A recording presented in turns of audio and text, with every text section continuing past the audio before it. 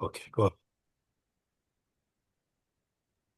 Yes, good morning, everyone. My name is Charissa Viga, and on behalf of the Canadian Helper Society, I'd like to warmly welcome you to today's session, Kitchener Newcomers Women Digital Navigation Hub Program Orientation and Government Services Online. The session is made possible through the generous support of the Corporation of the City of Kitchener.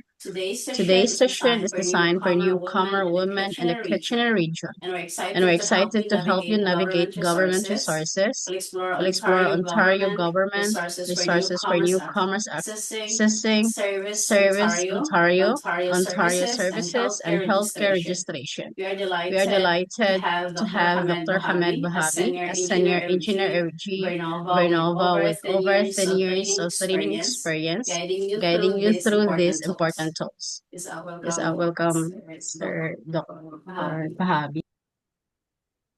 Thank you very much. Let me share the screen.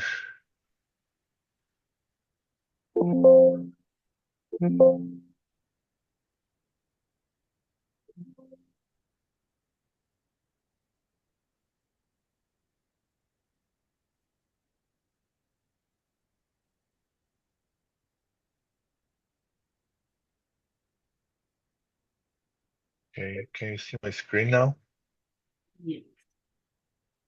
All right. All right, good morning. Thanks all again for joining our fifth session of Learn How to Access Online Services. Today, we'll briefly go through the questions we received about the session three topics, and then discuss the community engagement services available online for you, and then hopefully we would be able to go to the government online services, Service Ontario Online, which provides a lot of uh, facilities for you. And then finally, we have an interesting AI tool to introduce. The first question we received was, how can I protect my files from unauthorized access and data breaches? These are the list of the things I can think of. First, you can use strong encryption. When you're at rest, you're not using your data, you can encrypt files stored on your device using tools like BitLocker. Install it and use it on your device when you're online. Use secure transfer protocols like HTTPS, we already discussed. Next one is you have to use strong, unique, long, and complex passwords. If there are too many passwords out there and you can't remember all of them, at least you have this concern, you can use password manager apps like LastPass, which is pretty safe. You can use 2FA or multi-FA. We already talked about it. You can use secure cloud storage. Try to choose reputable cloud providers with end-to-end encryption. Avoid the strong, sensitive files in unencrypted formats. If for any reason you need to store your uh, personal information, make sure that they're all encrypted and then stored. Uh, disable public sharing links when not needed. You have to also try to control access permissions, set file folder permissions to the minimum necessary level, and give the permission to someone when it is really needed. Give it a more thought whether you need to uh, give permission to a person, or if you can ignore, then uh, avoid giving permission to that person. Regularly audit who has access and revoke unused permissions. Next thing is keep software, specifically antivirus and apps, and your system updated, and back up your data securely. Usually, I mean, regularly back up your files using encrypted backups. Store backups offline or in a secure cloud environment, and test your backups periodically to ensure they can be restored. Sometimes you back up your file, especially on an external hard drive. It may happen. You store your file and that external hard and leave it there for a long time. After a while, when you try to use those data, you can see that the hard drive is not working properly. So it's a good in fact practice to regularly test your backups and make sure that they are working properly.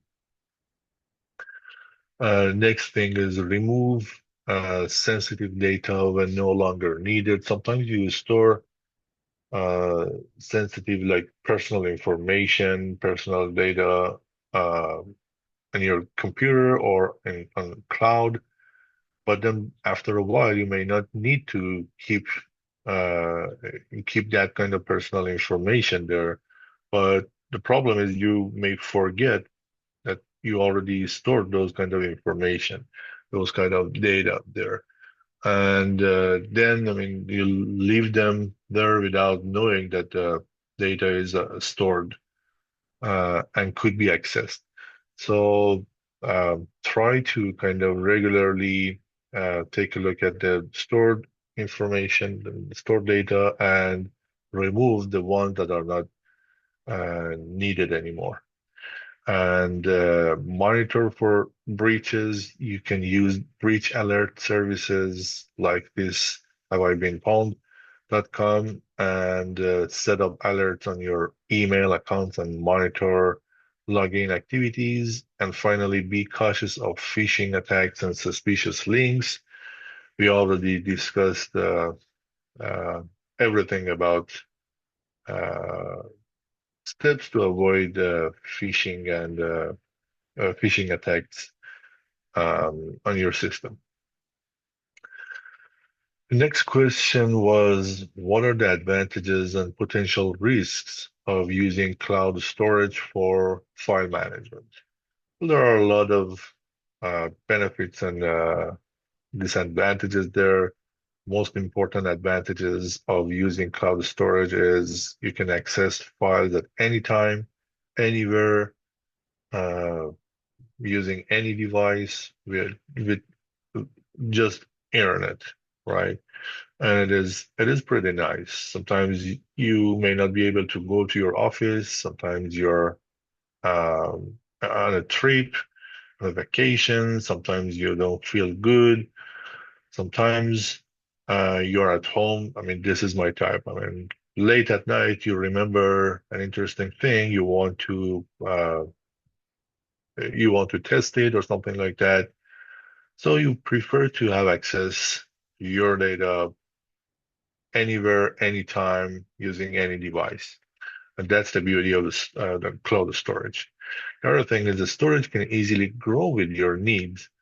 You don't need to uh, buy uh, a very large cloud storage system. Rather, you can start using, and if needed, you can increase the size. Cloud services provide uh, real-time or scheduled backups itself. So if for any reason you don't remember, I mean, you could be rest assured that backups are out there and no risk of data loss due to local device failure. As I just mentioned, if you store your data on your hard drive, external hard drive, there is a chance that for some reason you may lose your data, but with the cloud system, there is no reason to be worried about it. Next thing is it lets it have some good facilities for collaboration tools like you can share folders, real-time editing, version control, and so on. Next thing is the cost-effective, which is you can pay for what you use and eliminate maintenance and hardware costs rather than uh, pay a good amount of money to buy a large external hard drive. You can think of cloud storage. Potential risk would be security breaches. Cloud providers can be target for cyber attacks, and it is very frequently happening these days. Misconfigured permissions can expose sensitive data, and you have to, like I said, give it a double thought if you want to give permission and how. I mean, what is the level of permission needed here? Data privacy providers may access to or analyze your data, and data may be stored in jurisdictions with weak privacy laws. So try to use highly esteemed providers to avoid these kind of problems. And next thing is account compromise. Weak passwords or phishing attack can lead to unauthorized access. So it's up to you to use strong passwords and uh, try to avoid try to avoid uh, try to prevent phishing attacks in the system. Next thing is vendor lock-in. It would be difficult to migrate large data sets between platforms, so uh, it is not happening. I mean, just in a day. Like for example, you start storing your data on a cloud system and add more data by time, and after a while, you can see that there is a huge amount of data stored on that cloud system. And if for any reason at that time you want to shift and I mean move to another uh, cloud system, it would be very difficult to uh, transfer that huge data to the new platform. So you want to use a cloud system, uh, search for it and make sure you're choosing a right one, and you won't need to transfer to a different system in future. Next problem would be service outages. Downtime or outages can temporarily block access to file. I haven't had this problem, at least I can think of for the last 2 years. I haven't had this downtime or outage problem because, like I explained before, they have many different backups, many different systems. So if for any reason they need to uh, turn off uh, one of their system for maintenance or any other reason, they can easily use the backup system for you. And these are a few tips to keep cloud data secure and organized. These are the security measures. Like I said, use a strong password and 2FA or MFA apps. Encrypt sensitive files before uploading uh, into the cloud system. You can use tools like VeraCrypt or 7-Zip to encrypt data locally, and choose cloud providers that offer end-to-end encryption, meaning it encrypt the file when receiving from you and then encrypt it when stored on their system. Next thing is set proper sharing permission. Like I said, avoid using public share links unless necessary, and regularly audit who has access to your files, and is that level of access is reasonable now or not.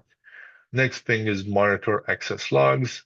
Many providers show recent logins and file activity, so keep an eye on that, and then you can look for unusual or unauthorized access.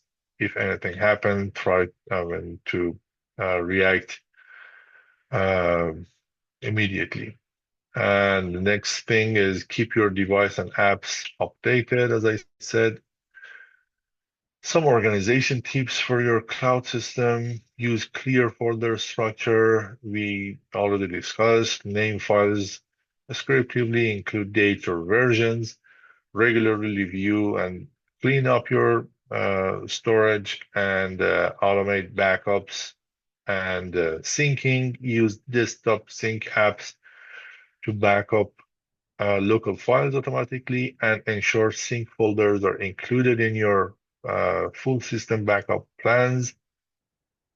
If storing very sensitive information like your health record, financial data, and so on, consider a zero knowledge provider like sync.com or Treasury, which I mean, these are some good providers that don't analyze your data, don't use their data. You can rest assured that um, no one, at least in their system, has access to, or for any reason, has access to your data. And maintain an offline encrypted backups as an added layer. The last question, which was a nice question, was what makes AI search different from regular search engines like Google? Um, that's a really nice question. Um, I explain it. I explain it very simply now, but for any reason, if any of you is interested in learning more how to AI works in general, we can hopefully at some session um, let us know, and if we can have a time, I would provide more information on the backgrounds of AI tools, how AI works, in fact. But for now, we have search engines and AI search, right? The big the main difference is search engines are keyword-based search. AI search is a context-based search. What it means is Um, if you're working a search engine like Google, by the way, Google is using AI these days as well. So um, I'm talking about the traditional Google search.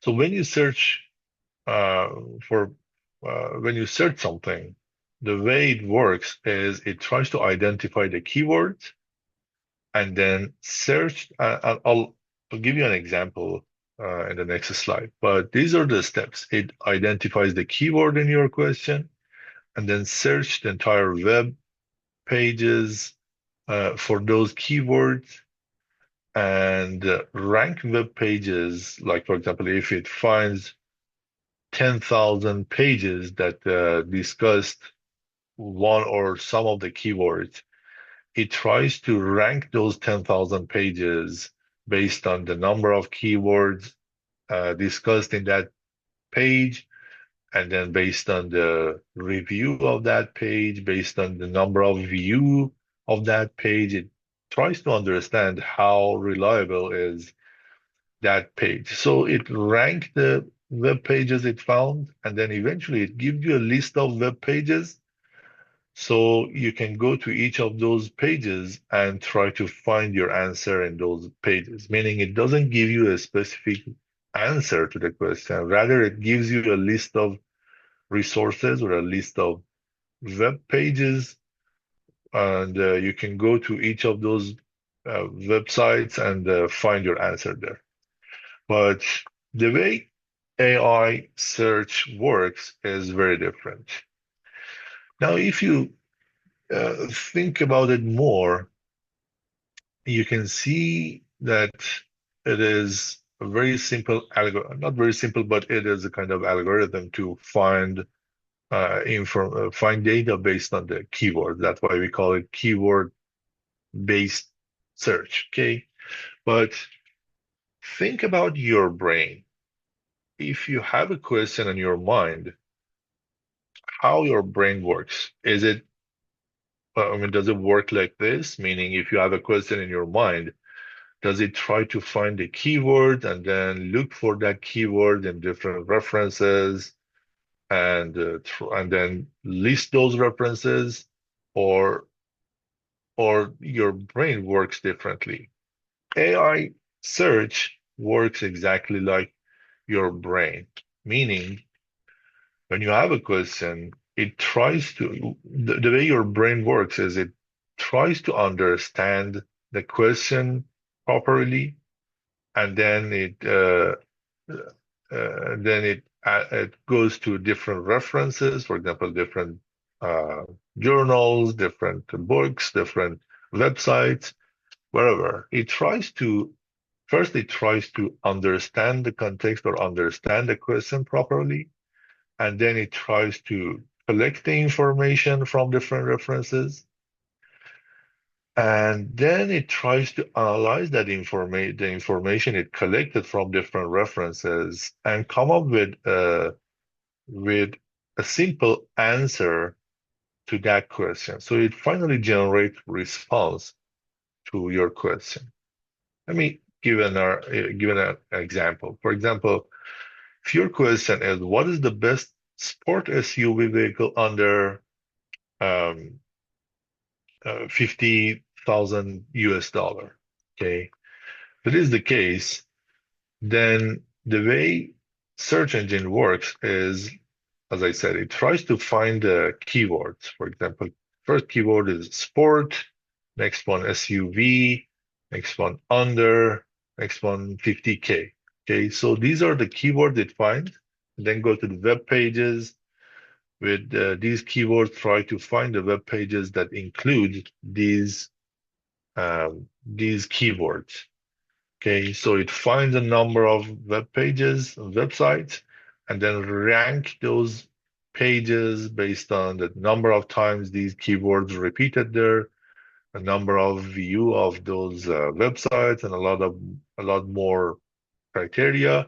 So it ranks the pages and then finally give you a list of pages which include the information. Like I said, you can go to each of those websites and find your answer there. Okay, it won't give you a specific answer.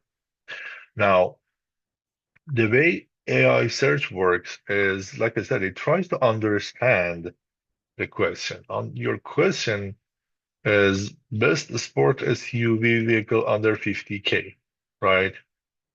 So it, in fact, it has two parts.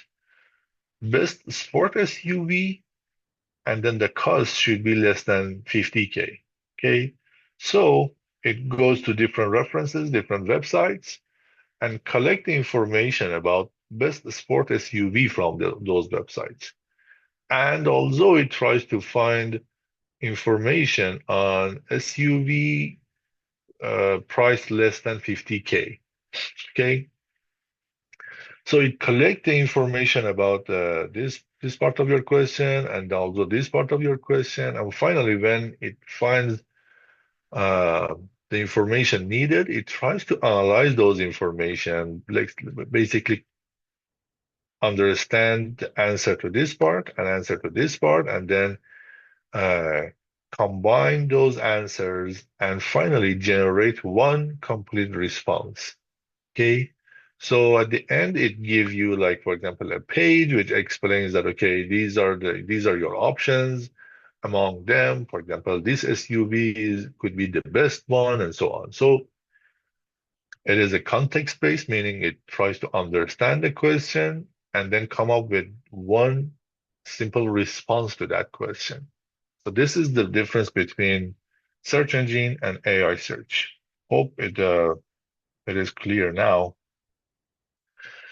Now let's change gear, go back to our discussion on City of Kitchener resources available for you. Today, we want to talk about a few community engagement resources. The first one is, if you're interested in finding local news, you can go again to, remember we talked about this kitchener.ca website in our last session, right? So go to your kitchener.ca kitchener.ca, search for news. Let me go there.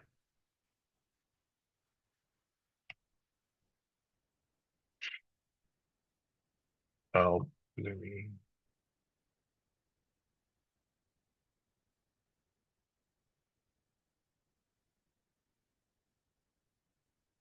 share.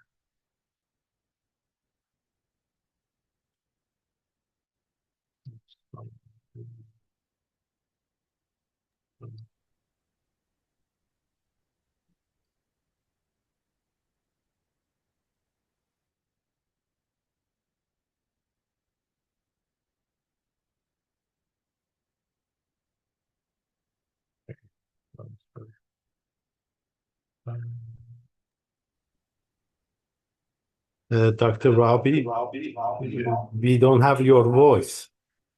Oh, Now good. Not okay, good. okay, okay. Can you see my screen now? Yes, doctor. Okay. So if you go to kitchener.ca and search for news here, it gives you a lot of links here. Just select one of them, and here is a list of news. The beautiful thing about it is on the right side, you can make some filters, for example, whether you want to really look for news, some public consultations, whatever. Okay. So let's say we want to um, have a list of news for today. Okay. So news, and then you can select the date range.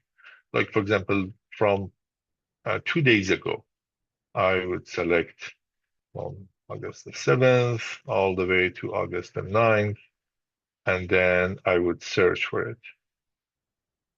This gives you a list of news for these few days. Now you can subscribe here, and this way you receive a notification on any news added to this list. Now, if you are interested in kind of more user-friendly uh, news-based website, what I would suggest is let's go to um, Kitchener City News.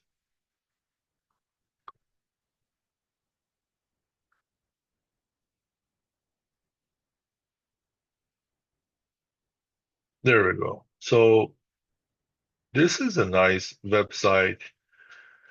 You can filter your news on local news, Canada or world news. You can watch videos or you can listen to podcasts and voice news. You can listen live news. You can have information about the weather, the gas price, or you can uh, you can have a list of events um, out there in the region at the time frame you're interested in. So this Kitchener City News would be a very useful resource if you're interested in local news. Okay, let me go back to our uh,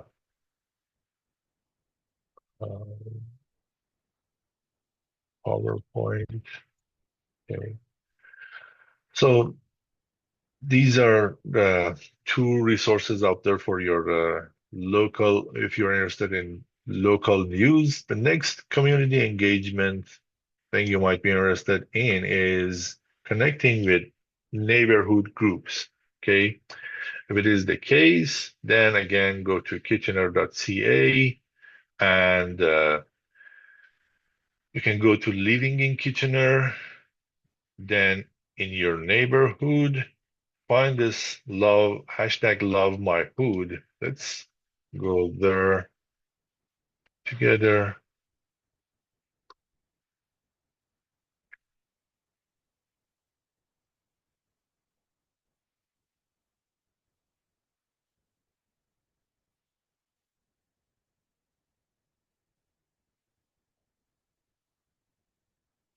easier. Okay, so living in Kitchener.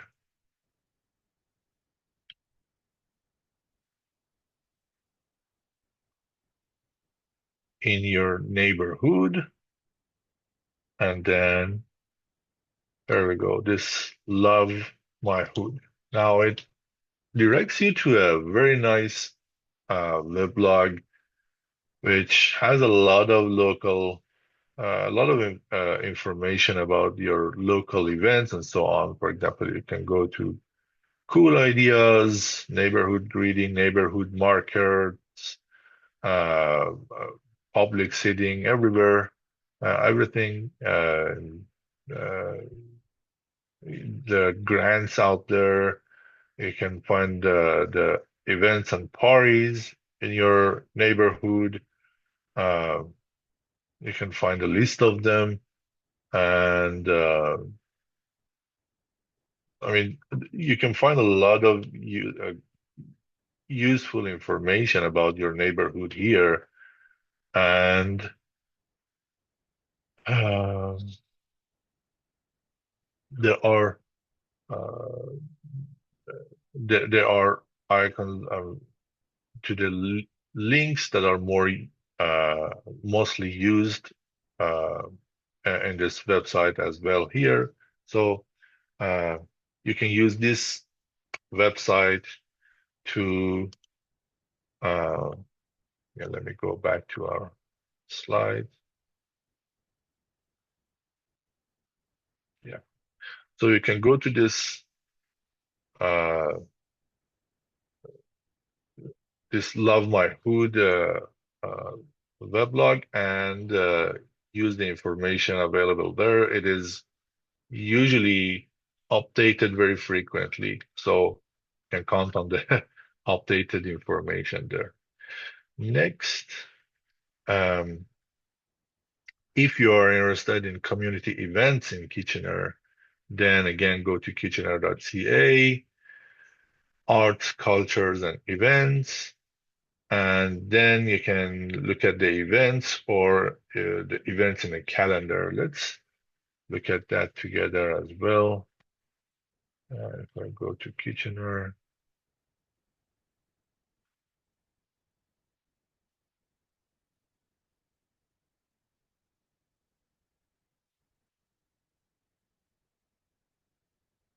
okay, art, culture, and events.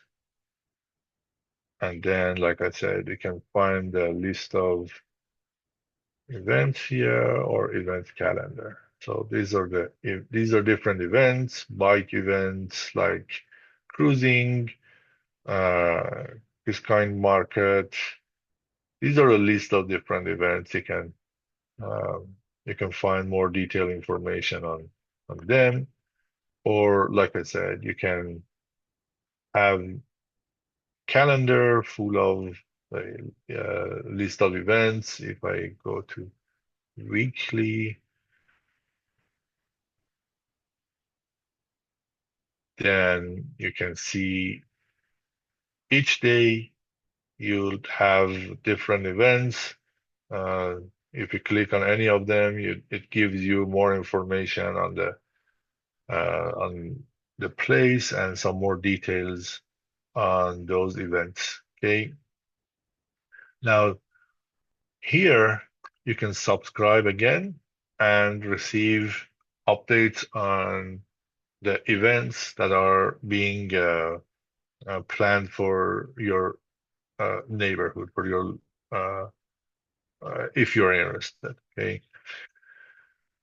Now, again, let me go back to slides.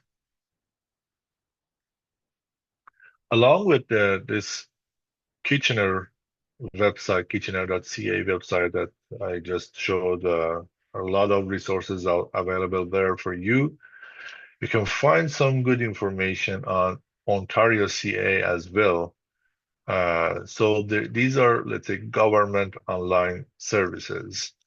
Now, again, it starts with HTTPS and the domain type is .ca, so highly respectable, highly uh, trustable. And then, like exactly what we already discussed about the kitchener.ca website, you can search the website about on whatever you're interested in.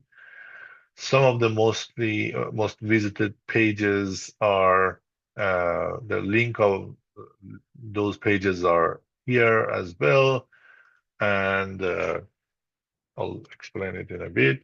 And you also have this menu here, uh, like the kitchener.ca that I explained. A list of resources are available here, and we'll see that there is an icon for each of these items as well down if you scroll down. But along with that, we have this Service Ontario as well. Service Ontario include most of the information in Service Ontario and ontario.ca website. Most of the services are provided in both of these two websites. So either you go to ontario.ca or Service Ontario, you would have access to most of the services you're interested in. Okay. Now let's go to this ontario.ca. Um,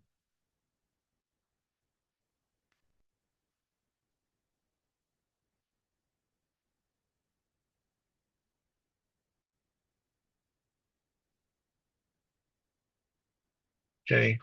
Like I said, again, here you can shift between English and French, and then you have a list of services here in your menu.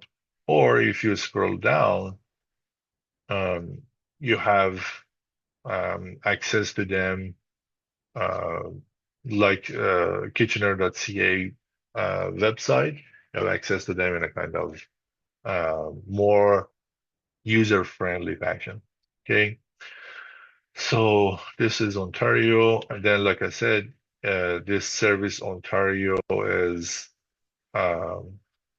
another website that you can just Google or directly go to Service Ontario or serviceontario.ca. Again, you can search the website or you can find a list of the services available here. As you can see, most of these uh, items were available in the ontario.ca website as well. So like I said, either use this website or ontario.ca website, you would have access to all government services available for you. Okay. Now, these are uh, some of the most uh, viewed part of this website. Either you want to, for example, renew your license, change your license plate, or renew your driver's license, get the access for parking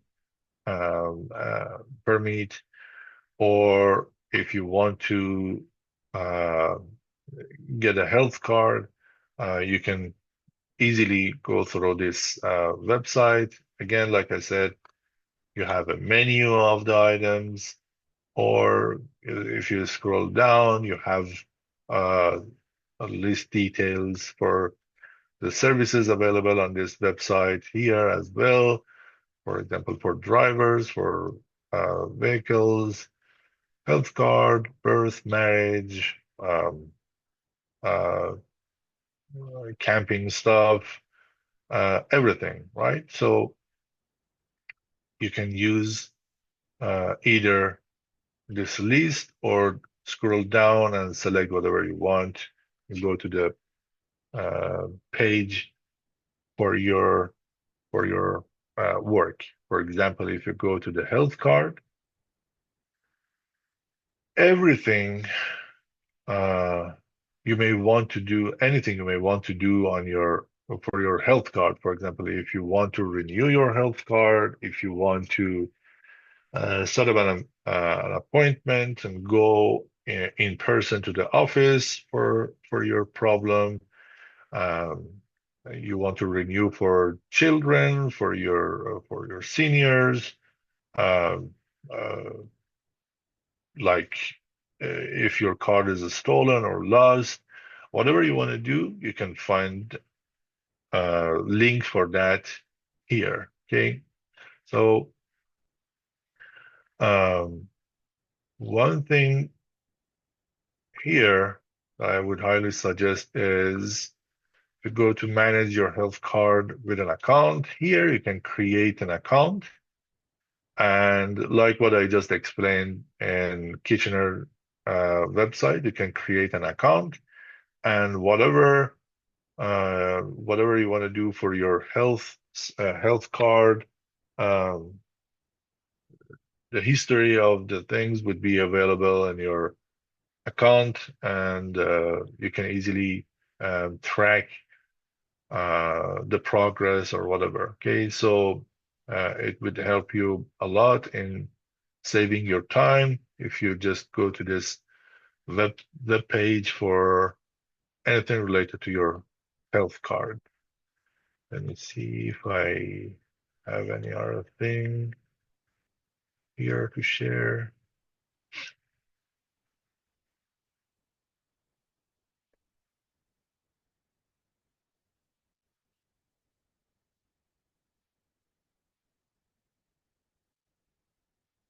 Okay, one more thing I wanted to share here is if I go to if I if you are a newcomer to Ontario, just go to your either ontario.ca or Service Ontario, either is fine. Just search for newcomers,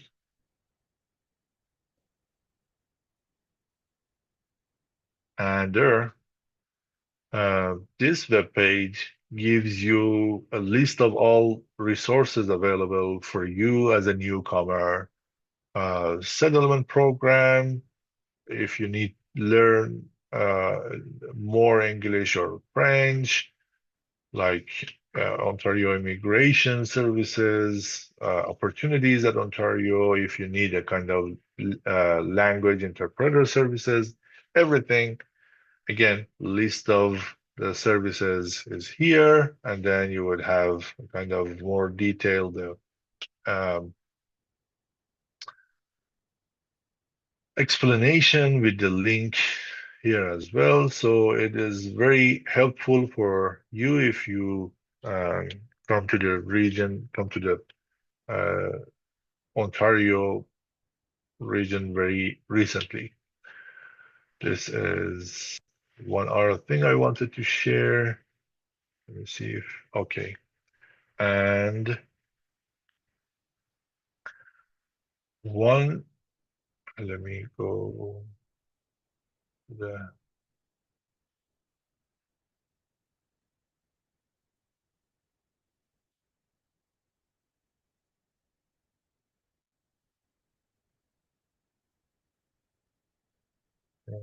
so this is the newcomers.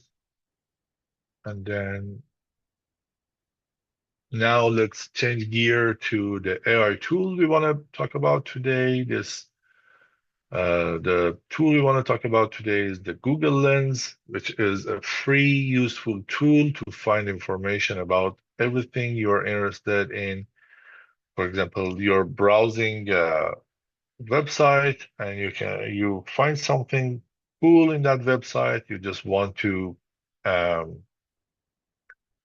Um, you just want to have more information on that. For example, if uh, I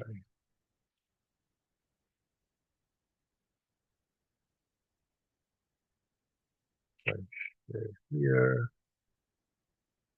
and For example, I'm looking for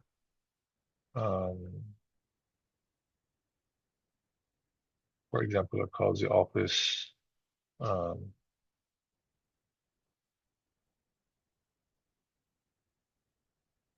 office. There we go.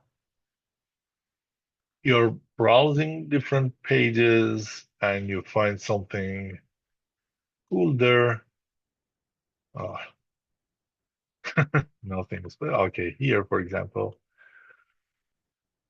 and you're interested in, for example, the table or this chair, and you want to have more information on what is this, and then how you can buy it or whatever. Okay, if you right click on the picture, go to this search with Google Lens.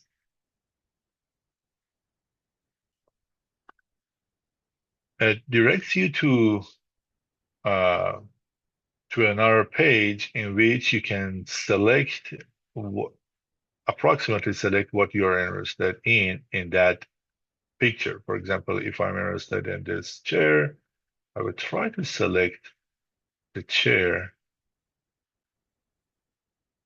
Once I select that, here, it gives you some information on the image shows, for example, Herman Miller iron chair.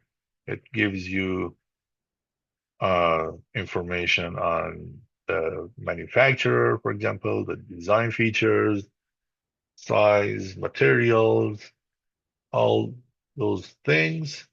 And then it gives you some links where you can find and where you can buy the chair, and usually it gives you some more it gives you something similar to what you searched as well. Okay, so this is very useful. For example, you're watching a movie and you find something interesting in that movie, you want to see what is that, and then how you can find it, how much is that, whatever you want to know about that piece, you can just make a pause and then right click on that. For example, I'm interested in this piece here. See, it goes to, it tries to find that piece, and then it gives you some more information on where to find, and then how much is that, and so on. This is very helpful. Now, the thing is, it is not only for like this kind of simple things. Let me go, for example, okay. So, for example, if I search kidney stone CT scan, okay.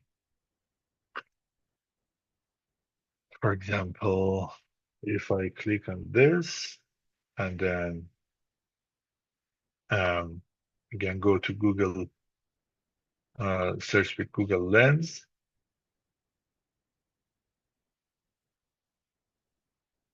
there we go. It gives you more information. Now, if you want, you can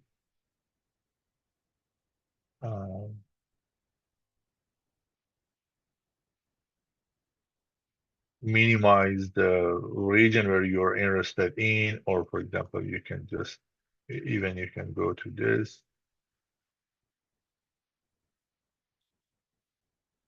Excuse me, the doctor. So Yes. you are searching on the Google, then going to images, then clicking Yes, on the yes. photo, and then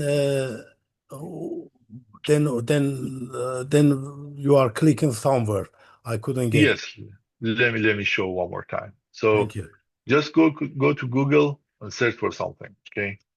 For example, kidney stone scan, CT scan. And then since I don't have any image here for now, I just go to image. I'm trying to find an example. Okay. Now, if I click on something, for example, if I click on the image, then right at that image, if I right click on the image, uh, this is it's search with Google Lens. Okay. So if I click on this search with Google Lens, then here you can narrow down the region or make it, let's say, zoom in if you wish, right? You can, for example,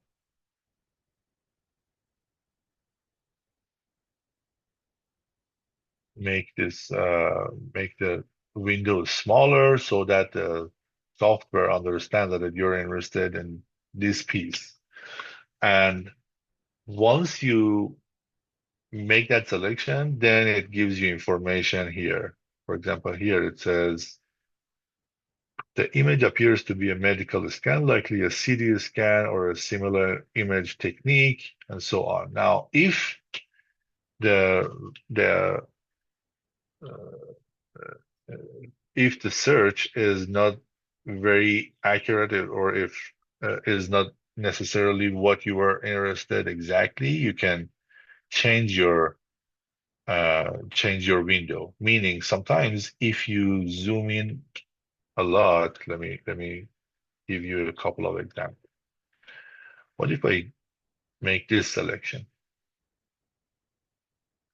Okay, the image is a coronal view of a CT scan of the abdomen and pelvis, and specifically highlighting the kidneys and surrounding structure. The white arrow in the image points to the bright, dense structure within. Right, so you can see it looks at the entire window and explain everything it finds in that window. Okay, so if you're interested in this kind of general overview, then that would be fine. But sometimes for example, you're interested in this part of the image, right? So you can just focus on that part. Then it gives you information about the part of the image that you just selected in your window. Okay, so the image displays a vertebral uh, hemangioma,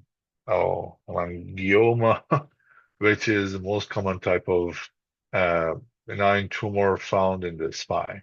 Okay, so like I said, um, you can select the entire image, or you can just select one part of the image, whether going with the entire image or part of the image. It gives you a lot of information about that part, which is selected in your window. Okay, so you go show more, gives you more information, some visual matches as well for each of them. If you click on the link, you can find a lot more information um, in those links. So this is very cool. Um, like I said, uh, it works for anything. Just search for whatever you want. Um,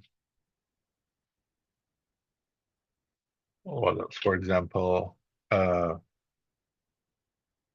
mountain bike.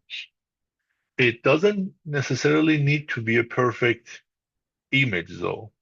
For example, um, well, for example, this image, I can barely see any detail about this bike, right?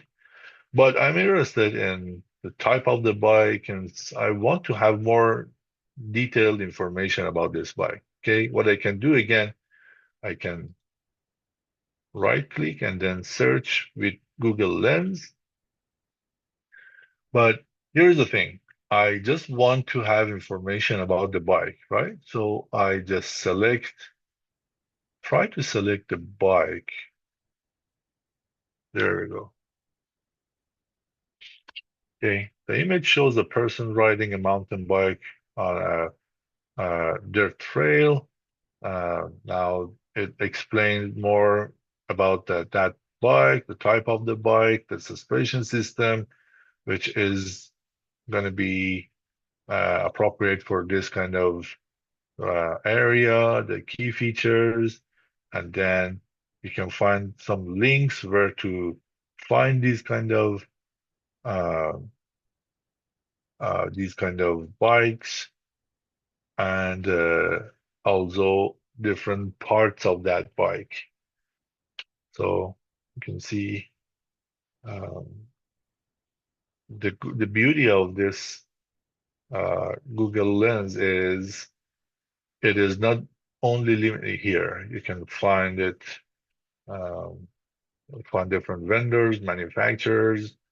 If there is any video on YouTube, it gives you those videos, how to uh, uh, repair if anything needed, and then different ma manufacturer and vendors are listed and so on. So everything about that, for example, um, uh, like I said, I mean, if you go to the CT scan, for sure, there is no vendor or whatever. It kind of filters the data for you, um, and try to give information that could be useful for that part of the picture that you selected. Um, Dr. Vahabi, if you yes. get if you have a photo Mhm. and it is not through Google, you got photo from a movie, for example, Mhm. Mhm. and is it possible to upload or something it to Google and then use this feature to get more information about that photo? For example, you are watching a movie and you don't Yes. know the name of the movie. You want to find the name of the movie. Is it possible to use this stuff for it?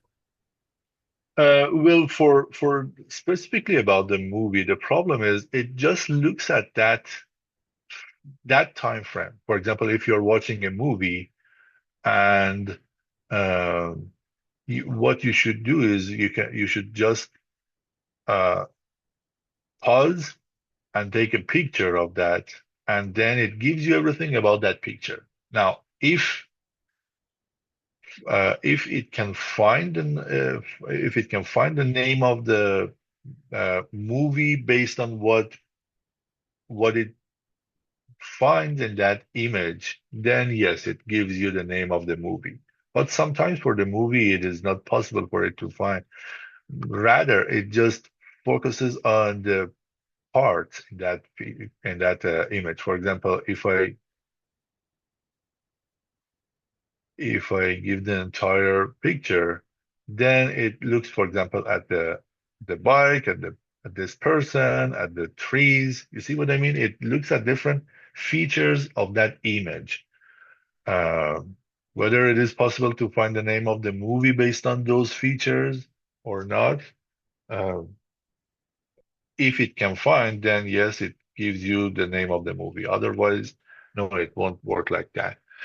What you can do but if you have, for example, an image, you can upload it in your Google Drive and then go to Google Drive, open that image, and like what I just showed here, right click on that image and so on. One other thing I wanted to share with you is, let me go to ChatGPT.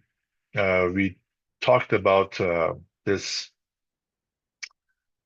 Let me, for example, if I have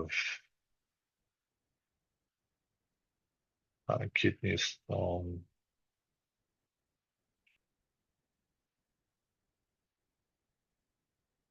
for example, if you have an image of your kidney stone, And before go to your doctor, you want to ask the chat GPT, or you want to ask an AI tool uh, how it thinks, or how he what he finds in that image. Okay, if you have this picture, what you can do is you can go to chat GPT and then copy paste your picture here, and then just say, for example, response.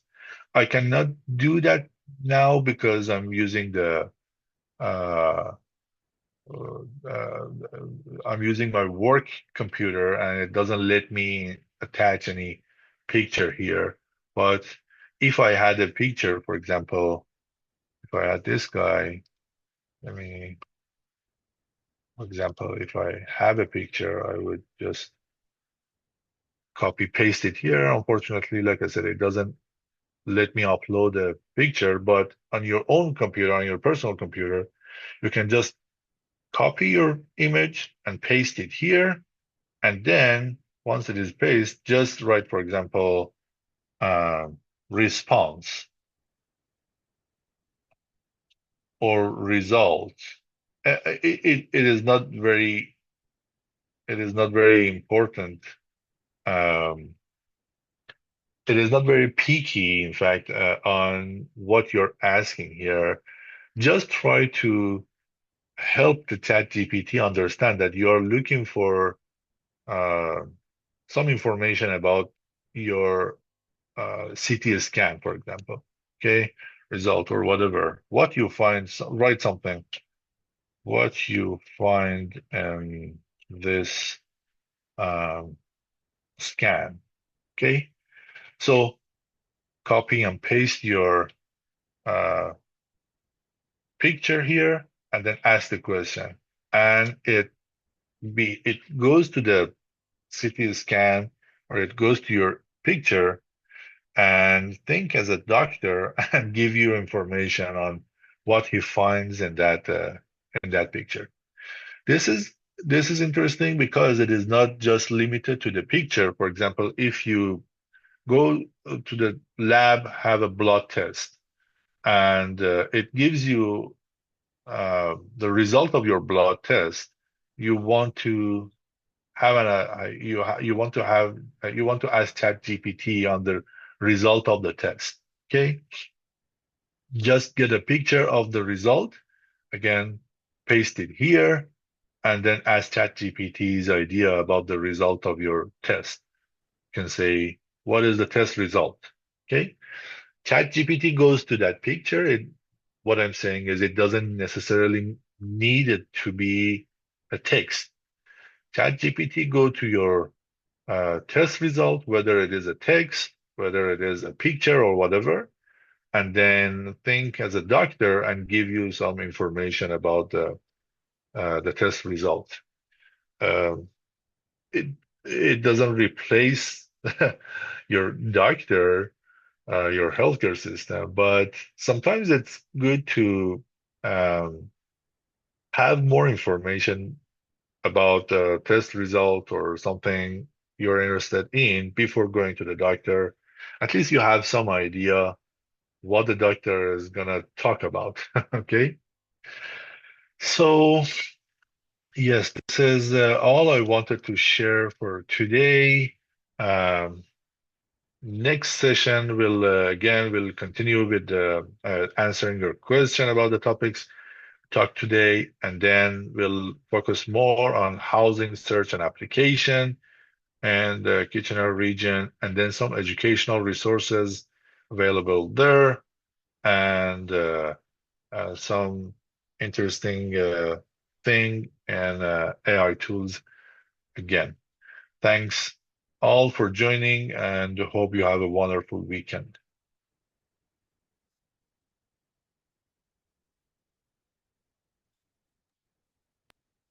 So, thank you all for joining us today. We hope you're leaving with new knowledge and confidence to access government services.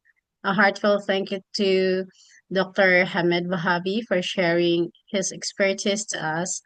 At the Canadian Helper Society, we're committed to supporting newcomer women through accessible learning opportunities, thanks to the Corporation of the City of Kitchener for making this possible.